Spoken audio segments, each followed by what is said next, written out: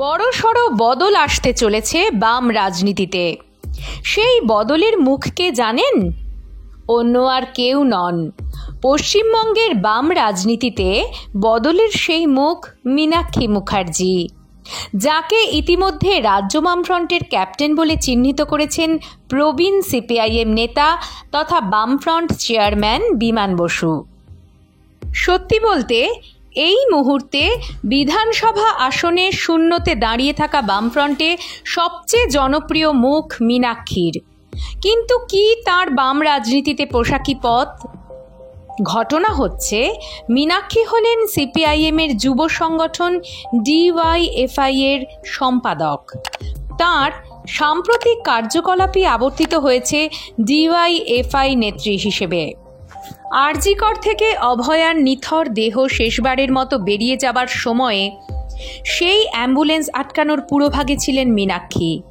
সেই ঘটনার সময়ে তার সঙ্গে ছিলেন ভারতীয় গণতান্ত্রিক যুব ফেডারেশনের সভাপতি ধ্রুবজ্যোতি সাহা, ডিওয়াইএফআই এর মুখপত্র যুবশক্তির সম্পাদক কলতান দাশগুপ্তের মতো নেতারা। এতেই শেষ নয়, ডিওয়াইএফআই এর যে কোনো অনুষ্ঠানে মধ্যমণি মীনাক্ষী। সম্প্রতি শেষ হয়ে গেল কলকাতা বইমেলা। যুবশক্তির স্টলে সারাক্ষণই প্রায় উপচে পড়া ভিড়। খোঁজ নিয়ে জানা গিয়েছে, প্রায় 12 লক্ষ টাকার বই বিক্রি হয়েছে সদ্য শেষ হওয়া বইমেলায়, যার পরিমাণ গতবারের চেয়ে প্রায় 4 লক্ষ টাকা বেশি। যুবশক্তির স্টলের একটা প্রধান আকর্ষণ মীনাক্ষী। ঠায় বসে ক্রেতাদের বিল বানিয়ে যাচ্ছেন তিনি, সঙ্গী কলতান, ধ্রুবজ্যোতিরা। টিমওয়ার্কের আদর্শ বিজ্ঞাপন।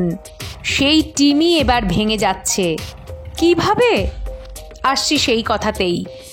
বদল হতে চলেছে ডিওয়াইএফআই এর নেতৃত্ব।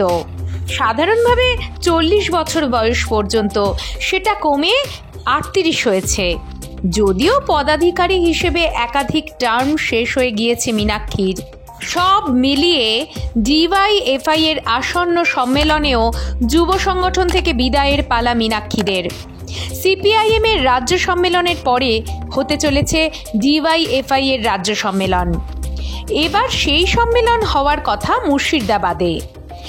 একে সংযোগ বলা হবে কি না তার জন্য হয়তো খানিকটা অপেক্ষা করতে হবে। তবে সেই সংযোগের সম্ভাবনা কিন্তু থেকেই যাচ্ছে, কারণ 2026 সালের বিধানসভা নির্বাচনে মীনাক্ষী মুখোপাধ্যায়কে বামফ্রন্ট প্রার্থী করতে পারে মুর্শিদাবাদ থেকেই। যদি তেমনই হয় তাহলে বলতেই হচ্ছে, নবাব সিরাজদৌল্লার গড় মীনাক্ষীর একদিক থেকে যেমন বিদায়ের, অন্যদিকে নতুন এক সূচনারও। এখন অবশ্য বিদায়ের ধ্বনি বাজছে। যে কোনো বিদায়ের মধ্যে দুটো বিষয় থাকে। এক, বিদায় শব্দটা এলে তাতে মিশে থাকে কেমন যেন বিচ্ছেদের সুর। বিশেষ করে ডিওয়াইএফআই নেত্রী হিসেবেও উত্থান তাঁর।